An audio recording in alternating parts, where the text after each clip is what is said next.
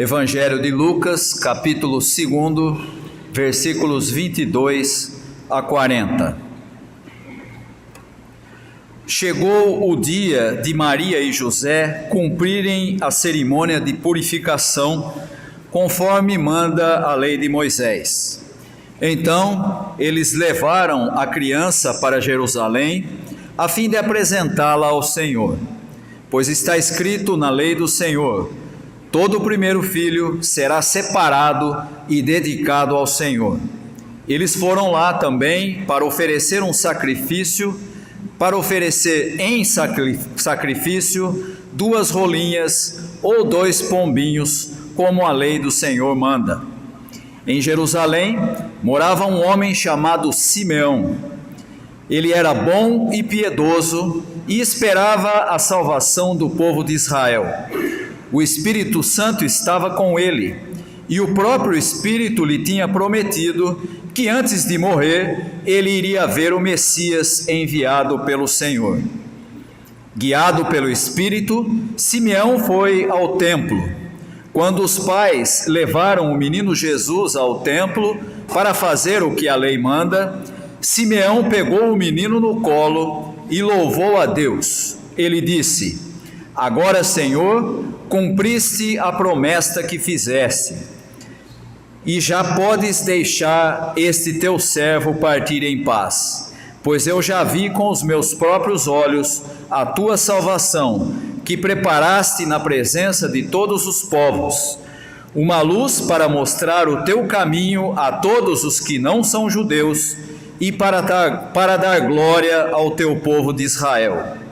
O pai e a mãe do menino ficaram admirados com o que Simeão disse a respeito dele. Simeão os abençoou e disse a Maria, a mãe de Jesus: este menino foi escolhido por Deus, tanto para a destruição como para a salvação de muita gente em Israel. Ele vai ser um sinal de Deus. Muitas pessoas falarão contra ele, e assim os pensamentos secretos delas serão conhecidos. E a tristeza, como uma espada afiada, cortará o seu coração, Maria. Havia ali também uma profetisa chamada Ana, que era viúva e muito idosa. Ela era filha de Fanuel, da tribo de Asser. 7 anos depois que ela havia casado, o seu marido morreu. Agora ela estava com 84 anos de idade. Nunca saía do pátio do templo e adorava a Deus dia e noite, jejuando e fazendo orações. Naquele momento, ela chegou e começou a louvar a Deus e a falar a respeito do menino para todos os que esperavam a libertação de Jerusalém. Quando terminaram de fazer tudo o que a lei do Senhor manda, José e Maria voltaram para a Galileia, para a casa deles na cidade de Nazaré. O menino crescia e ficava forte, tinha muita sabedoria e era abençoado por Deus. Nós temos no dia de hoje esse texto proposto pelo calendário litúrgico, o texto em que os familiares de Jesus apresentam a criança no templo, mas nós temos também no dia de hoje a comemoração dos 95 anos de organização desta igreja, da primeira igreja presbiteriana de Vitória.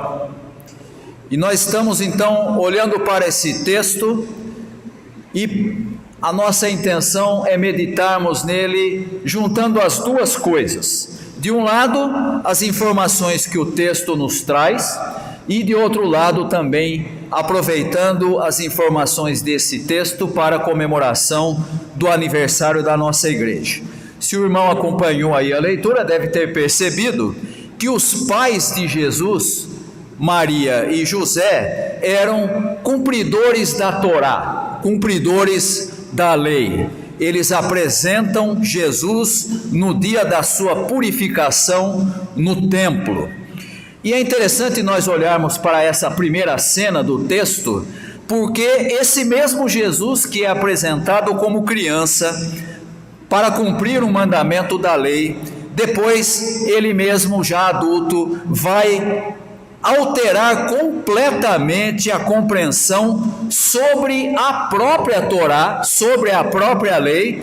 Você vai encontrar isso de maneira muito clara lá no capítulo 5, 6 e 7 do Evangelho de Mateus, que é conhecido como o Sermão do Monte, quando Jesus diz: ouvistes o que foi dito, e citava um dos mandamentos. E logo em seguida ele diz: eu, porém, vos digo, dando um novo sentido, uma nova interpretação para aquele mandamento. E essa alteração que Jesus faz sobre a Torá é uma forma dele submeter toda a lei do Antigo Testamento a uma lei maior, a lei do amor, que é apresentada por Jesus na sua proclamação do reino de Deus. E nós temos então no texto a informação de que Maria e José apresentam Jesus no templo para a purificação, e eles vão oferecer ou 2 rolinhas ou 2 pombinhos. E essa é uma evidência de que Maria e José, mais Jesus, o filho primogênito, eram uma família pobre. Uma família sem grandes posses. Isso porque a tradição em Israel era que a oferta de alguém que tivesse uma condição melhor era sempre a oferta de um cordeiro, sem mácula. Só dava para a purificação uma pombinha, 2 rolinhas ou coisa assim, quem não tivesse propriedade, não tivesse bens. E isso acontecia de uma forma até bastante interessante, porque aqueles que tinham uma boa condição, em vez de levar o seu próprio animal para Jerusalém, chegavam no templo e compravam o animal daqueles que estavam fazendo o câmbio, aqueles mesmos que nós vamos depois encontrar Jesus expulsando da entrada do templo, dizendo que eles estavam fazendo da casa de Deus, da casa do Pai de Jesus, um lugar de salteadores, comércio, como se fosse um lugar para fazer dinheiro. E nós temos então uma família bastante simples e que oferece pequenas aves, porque não tinham condição de comprar um cordeiro. E aí então nós somos informados pelo texto que nessa mesma situação aparece um novo personagem, Simeão. Simeão, um homem que é apresentado por Lucas como sendo bom e piedoso. E aí aqui a gente lembra facilmente de um cântico que a gente usa aqui na igreja, o cântico de Barnabé. Homem bom e piedoso. Não se esqueça que quem apresenta Barnabé lá em Atos é o mesmo Lucas que escreve esse evangelho. E aqui ele então identifica Simeão como um homem bom e piedoso, e um homem que tinha recebido a promessa de que veria o Messias antes de morrer. Quem esteve aqui no domingo da semana passada vai se lembrar, pelo menos aqueles que prestam atenção nos detalhes da liturgia, quando nós estávamos terminando o culto de Natal, em vez de o pastor fazer o envio, como normalmente a gente faz, na semana passada todos nós lemos juntos o envio. Você se lembra o que nós dissemos? Nós dissemos a mesma coisa que nós vamos encontrar na boca de Simeão. Ele diz: despede o teu servo em paz, porque os seus olhos já viram a sua salvação. Essa é a expressão que nós usamos no Natal. Nós já vimos, nós conhecemos aquele que é o verdadeiro Messias. E Simeão fala essas palavras com o menino Jesus no colo, ainda sem ver o que ele ia fazer e ainda sem saber como seria o seu ensino durante todo o seu ministério. E aqui nós temos uma ponte muito clara com aquilo que nós celebramos a semana passada. A salvação vem por meio de uma criança. A salvação vem de uma criança. A salvação que Jesus traria e trouxe é universal. E nós vamos encontrar isso na própria palavra de Simeão. Ele diz que seria uma luz revelada aos não-judeus e glória ao povo de Israel. A salvação que Jesus traz não é uma salvação restrita apenas ao povo de Israel. Essa era a expectativa dos judeus, que aparecesse um Messias, que aparecesse um grande libertador, mais ou menos naquele padrão da história de Israel, um novo Moisés que libertasse o seu povo. Mas Deus manda Jesus para ser não apenas o libertador de Israel, mas o salvador de toda a humanidade. E óbvio, nós temos que nos lembrar que a igreja que nasce da pregação de Jesus era composta principalmente por judeus, embora muitos deles e muitos dos judeus tivessem rejeitado a pregação de Jesus. Depois, quando a igreja começa a se espalhar, ela alcança também os não-judeus, chamados na tradução de Almeida como os gentios. Ainda bem, porque se isso não acontecesse, a primeira igreja presbiteriana de Vitória não existiria. Mas também temos que lembrar que assim como os judeus rejeitaram a Jesus, também não-judeus não aceitaram a pregação do reino de Deus. O que significa que a salvação é universal, mas há aqueles que continuam alheios, contrários à mensagem do reino de Deus. Isso você vai encontrar de maneira muito fácil na própria descrição do Evangelho. O texto segue, e aí nós encontramos a afirmação de que Simeão abençoou a família toda. A Maria, a José e também a Jesus. Mas ele faz uma advertência. Ele diz: Jesus trará salvação e destruição de muita gente em Israel. Muitos iam se opor a Jesus e ao seu ensino, e nós vamos encontrar isso de maneira abundante no Evangelho, principalmente entre os religiosos da época. As pessoas ligadas justamente ao templo, onde ele foi apresentado para a sua cerimônia de purificação. Isso nos mostra que diante de Jesus não há possibilidade de neutralidade, ou seja, aquilo que o próprio Jesus diz a certa altura no Evangelho está presente também aqui. Ou você está com ele, ou você está contra ele. Não tem como ser neutro diante de Jesus. Não tem como dizer: eu não sou nem a favor e nem contra. Muito pelo contrário, não tem isso.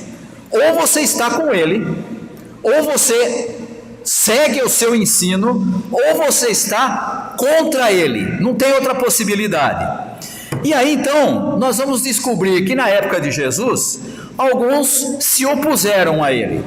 Mas quando a gente olha para o nosso tempo, olha para a nossa realidade, Brasil 2023, acabando hoje no último dia do ano, nós vamos descobrir que hoje também há quem se opõe a Jesus, ainda que esteja dentro de comunidades chamadas evangélicas, chamadas de cristãs. Há hoje muita gente que quer domesticar a Jesus. Como é que a gente descobre isso de maneira fácil? É só você prestar atenção naquilo que é ensinado em muitas comunidades cristãs dos nossos dias. As pessoas, os líderes, os pregadores, aqueles que são responsáveis pelo ensino, escolhem apenas os ensinos de Jesus que se ajustem àquilo que eles já pensam, aquilo que a própria denominação gosta. Aquilo que não combina, pula. Eu costumo chamar isso de quinto evangelho. Mateus, Marcos, Lucas, João e o que a gente gosta. Aquele que a gente grifa na Bíblia, sabe? Aqueles versículos que você grifa e você diz: esse eu gosto, né? Você vai pegar a Bíblia de alguém que lê com frequência e vai descobrir que ela está toda grifada. E aí o que é que ele grifa? Ele grifa assim: tudo posso naquele que me fortalece. Esse todo mundo grifa. Mas você não vai ver escrito, grifado, um outro texto que também está na mesma Bíblia. Quando Jesus diz ao jovem rico: vá, dê tudo o que você tem, distribua para os pobres, vem e me segue. Pula essa parte aí. Essa parte eu não quero não. É o quinto evangelho. É o evangelho segundo o gosto pessoal. E sabe de uma coisa? Esse é um dos maiores problemas que nós temos nos nossos dias, nas chamadas comunidades cristãs. Domesticaram Jesus. A gente escolhe só aquilo que a gente gosta do seu ensino. O que a gente não gosta, a gente não fala e faz de conta que ele não disse. Mas há também quem selecione o ensino que é mais agradável para a classe social que faz parte da igreja. Então, por exemplo, a igreja é uma igreja formada na sua maioria por classe média. Então eu só falo de coisa que agrade a classe social que pertence à igreja. Nada que fale contra, ou que critique, ou que faça com que a pessoa veja a realidade de outra forma. Seleciona o ensino que é mais agradável à classe social dominante da comunidade. Despreza os aspectos sociais do evangelho para espiritualizar tudo. Se você falar alguma coisa numa igreja como essa, que faz esse tipo de seleção a respeito de coisas da economia, já vai ter gente que vai torcer o nariz. Que conversa é essa de falar de economia? Isso não é de Deus, isso não vem do evangelho. Vem sim, e Jesus fala muito sobre isso, mas as igrejas também fazem a escolha daquilo que as agrada. Sabe o que significa isso? Outra forma de tentar domesticar a Jesus. E com isso o que eu estou querendo dizer é que, na verdade, o Jesus dos evangelhos é um incômodo para as igrejas dos nossos dias. Esse Jesus que a gente encontra no evangelho, que acabou de ser apresentado no templo e que é reconhecido por Simeão como o verdadeiro Messias, ele é um incômodo para as igrejas hoje. Porque ele fala coisa que a gente não gosta, porque ele exige coisas que a gente não faz, porque ele vai naqueles pontos que a gente não quer mudar. Ele ordena, por exemplo, que a gente ame o inimigo, em vez de metralhar o inimigo. Ele ordena que a gente ore por quem nos persegue, em vez de exterminar aquele que nos persegue. Ele fala que nós devemos acolher aquele que necessita sem fazer qualquer tipo de acepção de pessoas. Não importa se é negro, se é LGBT, se é pobre, se é sem teto, se é sem dinheiro, se não está perfumado, não importa. Ele diz, você deve acolher, porque ele jamais rejeitou absolutamente nenhuma pessoa. E as igrejas não querem isso. As igrejas não gostam disso. Jesus, que no texto da semana passada não encontrou lugar nas hospedarias no seu nascimento, hoje, em 2023, não encontra lugar em muitas igrejas. Não tem lugar para ele. Porque o que ele quer que a gente faça, a gente quer que fique para baixo do tapete. Não, essa parte pula, essa parte eu não quero. Isso não faz parte do meu evangelho, do evangelho segundo a minha preferência, ou a preferência da minha denominação, ou da minha comunidade de fé. Olha, você pode dizer assim, pastor, você está sendo muito exagerado, mas eu vou lembrar você de um texto do próprio Jesus. Está lá no capítulo 24, 25 de Mateus, quando ele diz assim, na hora de separar aqueles que são dele dos que não são, ele vai dizer, Fiquem aqui do meu lado, vocês que cuidaram de mim quando eu fiquei sem roupa, quando eu estava nu, quando eu estava doente, quando eu estava preso e vocês cuidaram de mim. E eles vão dizer para Jesus: mas quando é que nós fizemos isso? Cada vez que vocês fizerem a um desses pequeninos, é a mim que vocês estão fazendo. O que nós temos hoje são igrejas que querem tomar conta de si mesma.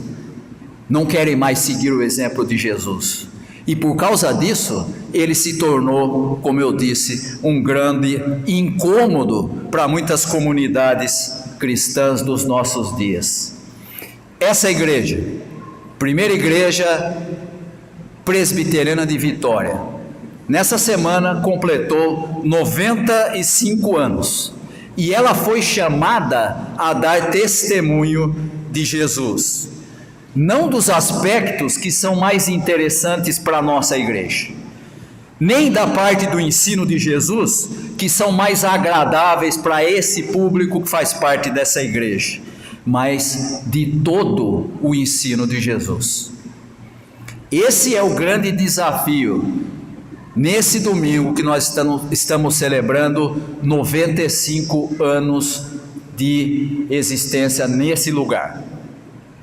Sermos testemunha de todo o evangelho ensinado por Jesus, aquele mesmo que dividiu as pessoas na época dele, entre os que estavam com ele e os que estavam contra ele. Hoje, tantos anos depois, nós somos desafiados a ter o mesmo compromisso daqueles que ouviram a mensagem de Jesus e que seguiram o seu exemplo. O compromisso da igreja deve ser sempre com Jesus, não com o mundo, não com o sucesso, nem mesmo com a prosperidade, nem com a política, mas com Jesus. Como o texto nos diz, o verdadeiro Messias. Esse é o compromisso que nós temos que renovar. Esse deve ser o testemunho que nós devemos dar como Igreja Presbiteriana de Vitória. Estamos hoje comemorando 95 anos. A minha oração é que Jesus não seja um incômodo para você, não seja um incômodo para a nossa comunidade de fé, mas seja aquele que nos dirige, aquele que nos guia, aquele que a Escritura apresenta como o Senhor da igreja. Que Deus possa abençoar os irmãos e as irmãs e que nós possamos, nesse aniversário da igreja, possamos de fato seguir aquele que é o verdadeiro Messias, Jesus. Deus nos abençoe. Amém.